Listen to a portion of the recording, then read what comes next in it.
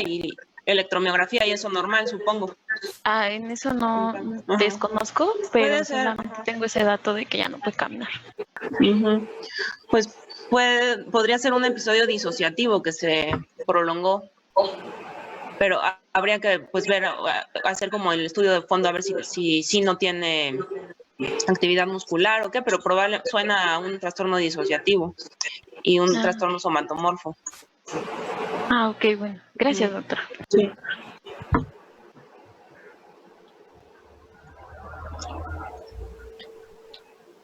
Entonces, sigue equipo 2, ¿verdad? Sí, doctora. Somos Citlali Mora y Dafne Barquera. Va. ¿Alguien nos quiere ayudar a leer el caso? Yo lo leo. Gracias. Dice, Jorge es un estudiante universitario de 23 años de edad que radica en la Ciudad de México. El día de hoy acude a consulta porque ha sentido una ansiedad cada vez mayor cuando en el laboratorio en el que continuaba con sus estudios universitarios. Todos los días de la semana estaba en el laboratorio ya que estaba trabajando en la publicación de un artículo. Su trabajo había mejorado de forma progresiva en relación con su supervisor, era bueno y se sentía apoyado. También negaba algún problema con el resto del personal o sus colegas que pudiera justificar la ansiedad. Sin embargo, a pesar de sus éxitos, sentía una ansiedad en aumento conforme avanzaba el día. Refiere que antes de la primera hora de la tarde comenzaba a sentir palpitaciones, el corazón se le aceleraba, las manos le temblaban y experimentaba una sensación de estar al límite todos los días.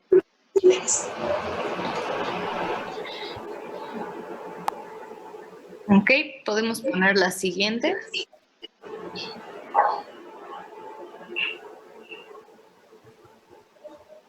¿Alguien quiere leer la segunda parte? Ok. Refiere que siempre había gozado de buena...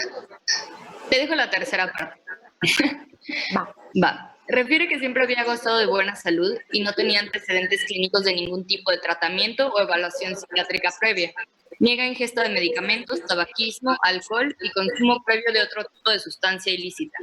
Mencionó que el personal del laboratorio preparaba una cafetera grande cada mañana y él de forma habitual comenzaba con una taza grande de café. En el transcurso de la mañana tomaba 3 o 4 tazas grandes y continuaba este ritmo de consumo durante la tarde. Y en las noches, cuando se sentía muy cansado, tomaba una lata de algún refresco con cafeína.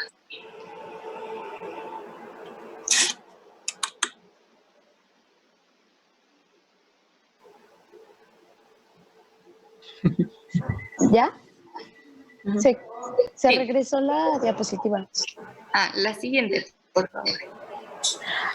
Al analizar su ingesta de cafeína, se descubrió que estaba consumiendo cantidades excesivas.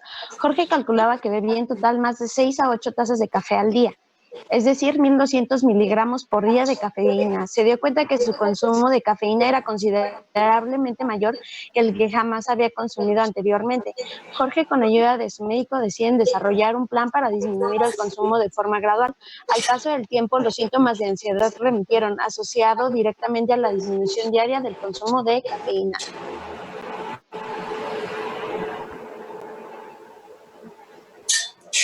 ¿Alguien tiene algún diagnóstico probable? Intoxicación con cafeína. Ok, ¿algún otro? Pues se le llama cafeinismo a la intoxicación por cafeína, como lo mencionó Karen. Ok, ¿algún otro?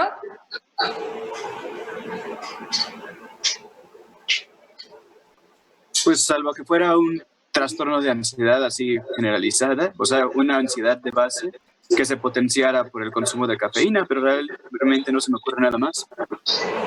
Esa es una muy buena aportación y ahorita vamos a diferenciar los síntomas. Muchas gracias.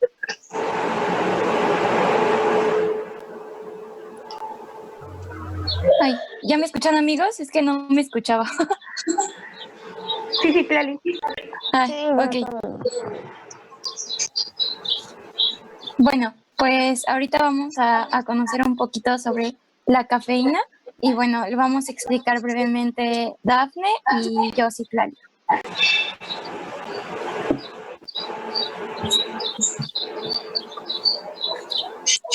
Bueno, primero para concluir un poquito por el caso, lo iba a decir al final, pero mejor para no perder el hilo por si no tenemos tiempo de regresar.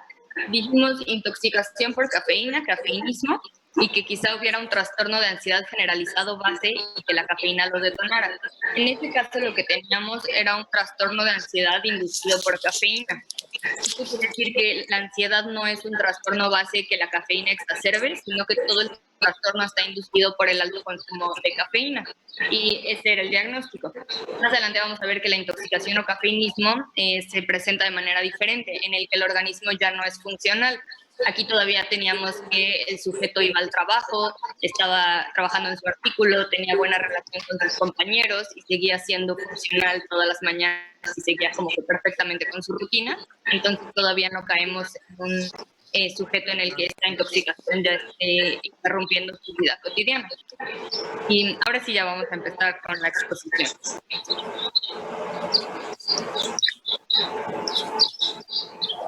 La cafeína es la sustancia psicoactiva más consumida en el mundo. Desde ahorita esto ya nos va a decir mucha información que vamos a necesitar para comprender su farmacología y sus acciones a lo largo de la exposición, porque siendo la más consumida en el mundo, también es a la que nosotros desarrollamos más rápidamente una tolerancia.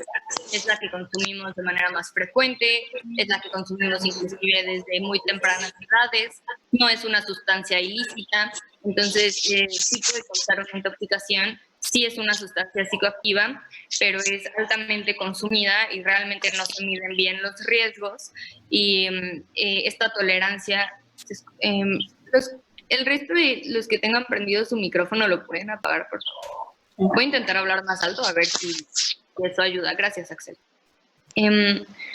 Entonces, esta situación de lo cotidiano que es consumida la cafeína también nos ayuda a que los efectos pasen desapercibidos, a que no nos demos cuenta de que podemos estar cayendo en un patrón de consumo y otras situaciones que pueden ser complicadas.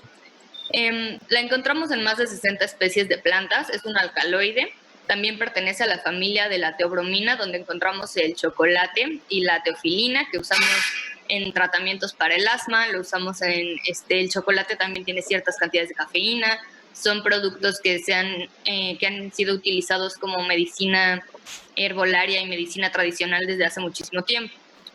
La parte más importante de esta diapositiva es que aunque no es una enfermedad, aunque no ocasiona una enfermedad que constituya una amenaza para la vida, pues sí puede ocasionar signos y síntomas graves y trastornos psiquiátricos y sí puede haber una dependencia y te puede hacer más proclive a caer en otro tipo de adicciones de otras sustancias. Otra cosa importante que quiero resaltar es que aquí les pusimos una tablita para que más o menos midiéramos la cantidad de cafeína por productos. La primera taza tenemos un café descafeinado y de todas formas nos está marcando que tiene cafeína, que es como un rumor, uno de esos tabúes que podríamos romper ahorita, ¿no? Que un café descafeinado sí va a tener, aunque sea un poco de cafeína. Luego tenemos que el café instantáneo ya está teniendo como 82 miligramos de cafeína, eso sería como que una taza normal. Una taza americana estaríamos variando de 82 a 95 miligramos de cafeína. Y más adelante vamos a ver que nuestra cantidad máxima recomendada o nuestra cantidad tope recomendada son 250 miligramos. A partir de eso ya estamos hablando de cantidades que pueden ser malas para la salud y situaciones de adicción. Entonces podemos ver que esas serían simplemente 2 tazas de café y ya vemos muchos de nosotros que en nuestra cotidianidad nos tomamos un termo en el que realmente caben 3 tazas de café, o un termo en la mañana, un termo en la noche, o nos tomamos 2 expresos y el expreso ya tiene 27 miligramos. Y bueno, no se diga si una Coca-Cola de 355 mililitros ya va a tener 40 miligramos y hay personas que se están tomando 1 litro de coca o 2 litros de coca. Entonces, con todo esto, no quiere decir que tengamos una adicción al café, no quiere decir que en nuestra tercera taza nos vaya a dar una intoxicación, un cafeinismo, pero sí nos avisa de la tolerancia que hemos creado hacia esta sustancia, porque los valores sí están específicos y sí han sido comprobados y nos otros estudiantes de medicina o gente que trabaja con mucho café, que lo necesita o que lo cree que lo necesita, pues sí crea una dependencia muy grande y una tolerancia, más que una dependencia, una tolerancia hasta a estas cantidades. Entonces, si yo normalmente me tomo una taza solo para estudiar, necesito 2 tazas para hacer la tarea y no se diga cuántas para presentar mi examen. Y todo esto también va variando dependiendo cómo hagan el café en su casa. Depende de la marca del café, del tipo del café, de la cantidad que pongan en la cafetera. Entonces es como que muy difícil de cuantificar, pero sí hay que tenerlo en mente. También teniendo un poco de integración clínica, vimos en endocrinología que para las mujeres jóvenes, específicamente las que quieren tener hijos más adelante en su vida reproductiva, el consumo recomendado es de máximo 2 tazas al día. A partir de las 2 tazas al día empezamos a descalcificar y sabemos que nada descalcifica más que un embarazo. Entonces tenemos que guardar como que todo ese calcio para poderlo usar como más adelante y que podamos tener embarazos ideales. Pero entonces hay que tener como muy en cuenta esto porque esas 2 tazas de café recomendadas pues varían dependiendo de la cantidad de café que estemos poniendo en nuestra cafetera y la marca y todos estos factores. Siguiente, por favor. Muy bien, amigos. Pues vamos a ver ahorita un poquito sobre el mecanismo de acción de la cafeína. Nuestros compañeros también que lo incluyeron en su cuadro, pues coincidimos en esta parte. Bueno, ¿qué hace la cafeína? La cafeína propiamente va a bloquear los receptores de adenosina de los subtipos A1, A2A y A2B. Y bueno, estos receptores son los responsables, o bueno, esta inhibición en estos receptores, la responsable del leve efecto excitante que tiene a nivel nervioso. Recordemos un poquito que la adenosina, para nosotros, en el sistema nervioso central, su absorción va a desencadenar nuestro sueño y sedación. Pues al momento en el que nosotros ingerimos ciertas cantidades de cafeína, creamos un efecto antagonista. Entonces, hace lo contrario propiamente. Bueno, recordando un poquito, tiene una semivida de 3 a 10 horas, una concentración máxima que podemos alcanzarla a los 30 y 60 minutos. Y bueno, algo importante que mencionaba la literatura es que 3 tazas de café pueden incluso llegar a saturar o ocupar el 50% de los receptores de adenosina. Entonces es muy, muy, muy interesante porque pues ya empezaríamos a tener pues, síntomas ya reflejados. Y bueno, también algo que mencionaba es que potencia la acción de la dopamina, que también nos puede hablar un poquito de los efectos que puede generar. Hablando un poco de la etiología, la realidad es que pues sabemos que la etiología va a ser el consumo de la cafeína o del café. Sí puede estar influenciado por algunas situaciones genéticas y algunos efectos farmacológicos, pero en manera general se consume por atributos personales, por ese efecto que nos mencionaba mi compañera del mecanismo de acción de tener una leve excitación sobre el sistema nervioso central y regresarte un poco de tu estado de alerta. Esa sería como la razón por la que el paciente sigue consumiendo la sustancia.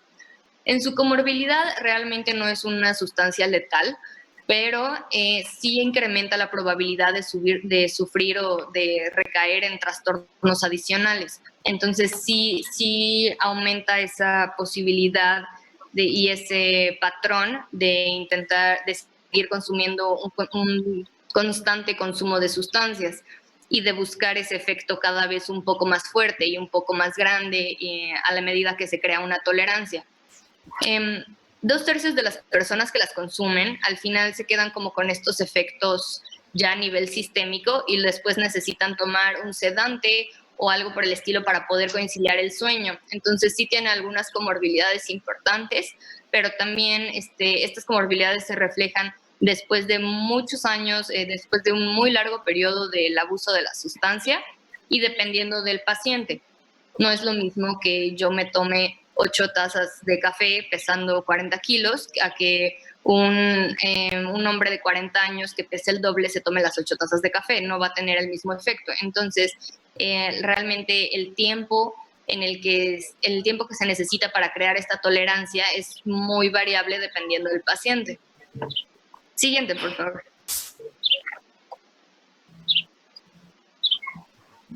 En cuanto al diagnóstico, la realidad es que va a ser un diagnóstico sencillo.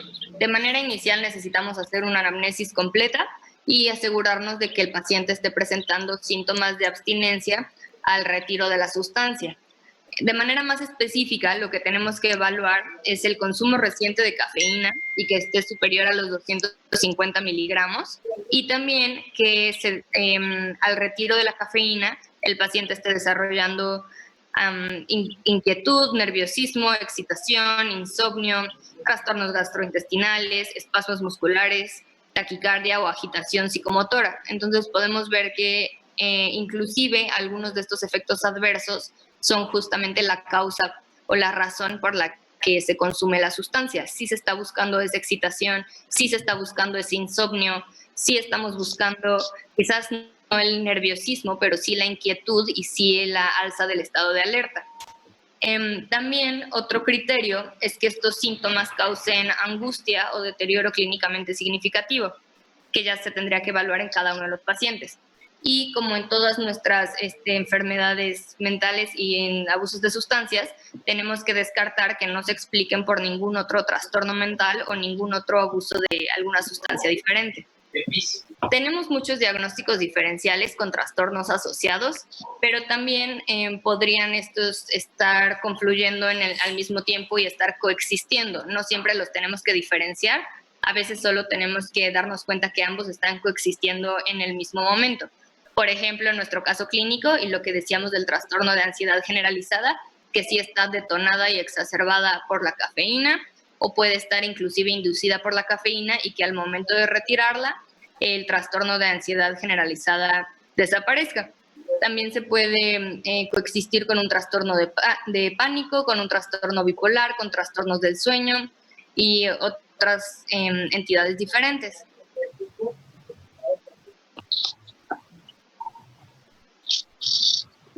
Ok, bueno, entonces, ya como bien dijo Abby, es importante hacer un buen diagnóstico para toda la parte de intoxicaciones, síntomas de abstinencia o incluso algunos trastornos que se asocian y que son inducidos por la cafeína.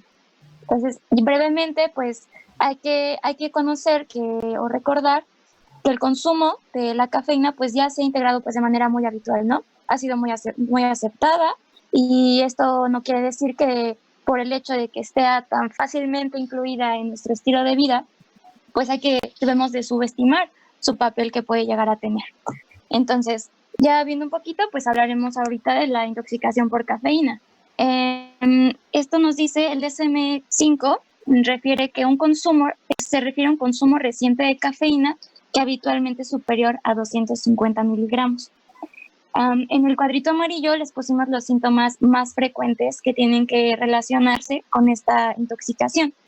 Entonces, los vamos a tener, por ejemplo, ansiedad, agitación psicomotora, inquietud, irritabilidad, incluso síntomas cosas que podemos ocurrir como psicofisiológicas, como ya hablando un poco de mioclonías, rubefacción, diuresis, trastornos digestivos y una serie de síntomas que pues van a ser desencadenados, ¿no?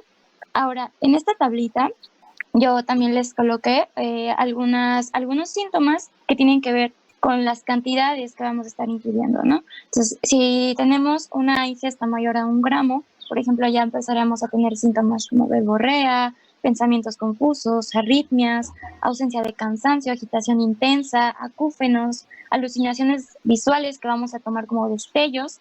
Y bueno, ya hablando de una intoxicación o por una introducción de mayor a 10 gramos, ya estaríamos hablando de convulsiones tónico-clónicas generalizadas, insuficiencia respiratoria, incluso muerte.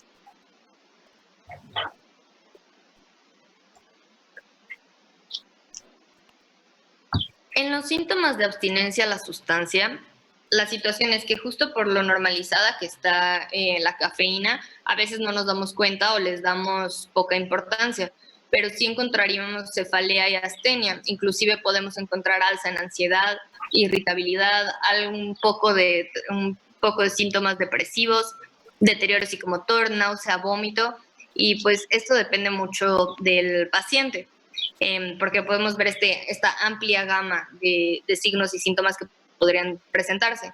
Lo más importante es tener en mente que la cantidad de cafeína ingerida y la brusquedad de esta abstinencia es lo que nos va a causar los síntomas y la velocidad de aparición de los mismos. Por ello es que cuando tratemos con estos pacientes se tiene que reducir gradualmente. Estamos hablando no de una reducción abrupta, no estamos hablando de que de un día para otro deje de tomarse todas las tazas de café, pero pues que lo podamos reducir progresivamente y gradual en un periodo de 7 a 14 días.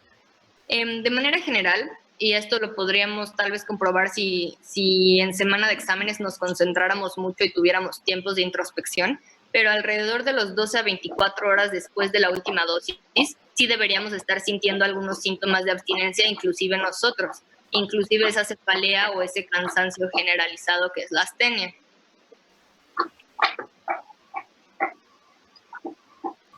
Ok, bueno, entonces ya llegando a esta parte de los trastornos que están asociados por este consumo, pues en primer lugar vamos a tener el trastorno de ansiedad que va a ser inducido. Y bueno, lo importante aquí es diferenciarlo, ¿no? Al momento de hacer un diagnóstico diferencial, porque se asemeja mucho al trastorno de ansiedad generalizada. Como ven en el caso clínico, los pacientes se perciben eléctricos, verborreicos e irritables. No duerme bien e incluso unos refieren que se pueden sentir con energía para quemar. Entonces, es importante porque la cafeína va a inducir y exacerbar los ataques de pánico en personas con ese trastorno. De hecho, algunos autores dicen que puede llegar a exacerbar los síntomas de pacientes que ya tienen este trastorno, pero aún no hay como una fuente confiable que determine si hay una asociación directa. Por otro lado, tenemos los trastornos de sueño, que van a ser igual inducidos por esta sustancia. Vamos a tener un retraso en la conciliación del sueño, incapacidad para mantenerlo, incluso para podernos despertar de manera rápida. Por otro lado, vamos a tener los trastornos por un consumo. Esto hace referencia a que se aplica o se puede aplicar a personas con un consumo excesivo. Aún así, algunos dicen que no hay como una evolución y algunos pacientes que ya tengan este consumo tan alto, no hay un pronóstico, pero se clasifica dentro de esta parte. Y algo importante es que se determina como un consumo que ha sido continuo y que a pesar de los esfuerzos no se puede dejar de consumir. Por otro lado, vamos a tener al trastorno relacionado con la cafeína que no está especificado, simplemente es una categoría que incluye trastornos relacionados con esta sustancia, pero que no cumplen con los criterios para intoxicación, abstinencia, algún trastorno de ansiedad que esté inducido o trastornos del sueño. Entonces simplemente no se conoce como tal. En el cuadro clínico general, pero sigo haciendo énfasis en que depende del paciente, la tolerancia que haya desarrollado, su edad y peso. Alrededor de pasada la ingesta de 50 a 100 miligramos, sí tenemos una potenciación del estado de alerta, sí hay una ligera sensación de bienestar y también está como efecto secundario de potenciación del rendimiento, que es justo para lo que utilizamos la sustancia de manera cotidiana. También va a estar presentando, dependiendo del paciente, pero también puede presentar taquicardia, también puede presentar síntomas gastrointestinales, una alza en la presión arterial y puede inducir o detonar una hipertensión arterial si este consumo es prolongado. Está contraindicado en trastorno de ansiedad generalizada porque justamente estaríamos incrementando los síntomas, trastorno de pánico, insomnio y otras situaciones gastrointestinales, ya que sabemos que la sustancia es muy irritante, como reflujo gastroesofágico, y también en gestación. Lo que sucede en el embarazo es que sí está asociado con retraso de la concepción y bajo peso al nacer. Y también sabemos que como previo al embarazo, esta situación de la cafeína va a estar causando descalcificaciones, lo que inclusive podría traer situaciones patológicas con la cantidad de calcio que necesite el feto. Entonces hay que recordar que durante el embarazo está contraindicado, pero inclusive antes del embarazo o buscando el embarazo ya tenemos que estar advirtiendo a la paciente que su consumo no está recomendado a más allá de 2 tazas al día por la descalcificación. Bueno, algo importante que resaltar aquí es que muchas veces se ha estado contraindicando por el efecto cardiovascular que puede llegar a tener.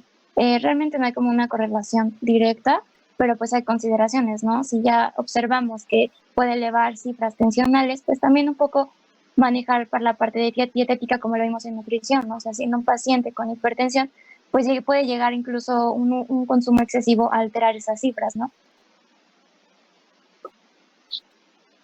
Y bueno, pues finalmente ya tenemos el tratamiento. ¿Cómo vamos a tratar a nuestros pacientes? Pues principalmente con analgésicos, por ejemplo, una aspirina, sobre todo para los síntomas que presenten cefalea y mialgias por la abstinencia.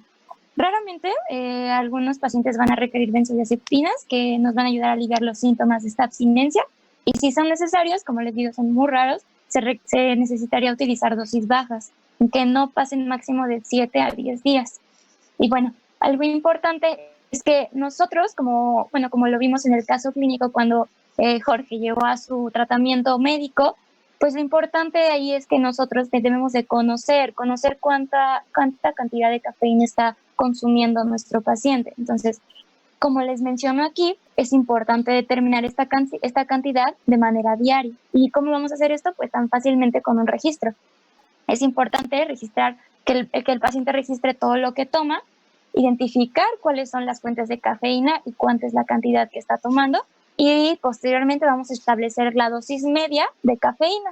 Y ya que hicimos esta parte, ahora nosotros vamos a establecer un programa de disminución esto, recordemos, como bien dijo Abby, va a depender mucho de la situación del paciente. Entonces todo va dirigido, va de manera individual.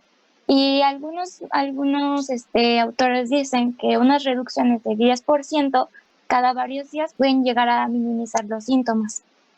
Y bueno, también algo para tratar un poquito la parte de desapego es la sustitución de bebidas. Por ejemplo, empezar a sustituir las bebidas cafeinadas por descafeinadas, que aunque sí sabemos que van a tener cierta cantidad de cafeína, pero va a ser mínima comparada con las cantidades que ya habíamos estado ingiriendo. Y lo importante, pues, registrar y observar el progreso que vayan teniendo. Algo muy importante es que no hay que nosotros interrumpir de manera brusca. Muchas veces se interrumpe de manera iatrogénica. Entonces, algo que debemos nosotros determinar es que no debemos de hacer esto. ¿Por qué? Porque si nosotros lo hacemos de manera abrupta, el paciente que ya había tenido una tolerancia, que ya había estado aumentando esa tolerancia, dependiendo de cada uno, al momento en el que nosotros la retiramos, pues estos síntomas se van a hacer mucho más evidentes, incluso no se pueden agravar. Entonces hay que ser muy cuidadosos con esta parte. Y pues ya, aquí están las fuentes y ha sido todo por nuestra parte. No sé si tengan alguna duda, comentario. Doctora, ¿tiene pagado su micrófono? Pues sí, algo que desea agregar el equipo 6, creo que es. 6. Entonces digo quiénes son. El equipo 6, sí. Sí, somos nosotros, pero bueno, para mí estuvo muy bien porque Sí, abarcaron bastante. Sí, Se extendieron un poquito. Sí, traten de que sea 20, 30 minutos a lo máximo. Entonces seguimos con el equipo, que falta el equipo 3. Pero estuvo pues bastante completa su exposición. El equipo 3